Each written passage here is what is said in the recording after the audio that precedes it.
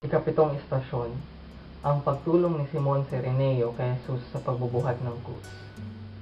Nang makita ng mga Hudyo na si Jesus ay pagod na at baka hindi na niya makayanan ang patungo sa bundok ng Golgota, sila ay naghanap ng pwedeng makatulong kay Jesus at nakita nila si Simon Cireneo.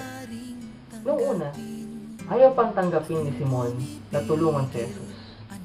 Ngunit di naglaon, tinulungan na rin niya ito.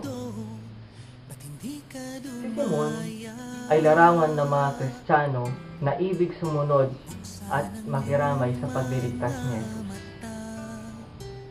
Meron akong ibabahaging kwento.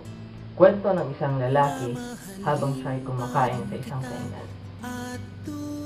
Merong lumapit na isang bata at ang sabi, "Kuya, pwede pong humingi." Dali-dali namang binigyan ng lalaki ang bata. Habang siya ay kumakain, meron ulit dumating na isang kabataan. Kabataan na isang gusgusin, ngunit palakas pa. Sabi ng kabataan, "Kuya, maaari po bang humingi ng inyong kinakain? Hindi pa po kasi ako kumakain. Gutom na po ako." Hindi pinansin ng lalaki ang kabataan.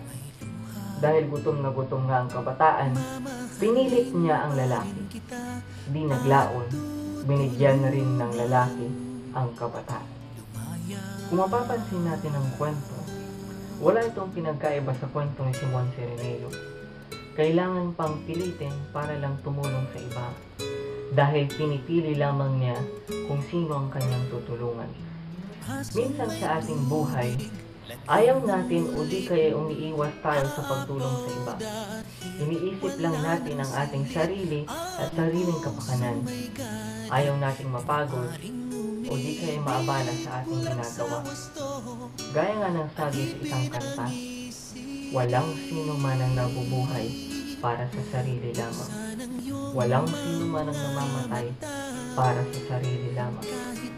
Gaya ng ninyong ito, naway bukas palad nating tanggapin lahat ng mga nangangailangan ng tulong.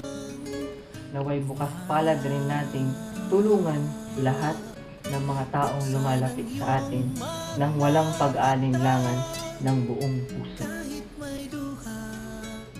Sa ngalan ng Ama, ng Anak, ng Espiritu Santo.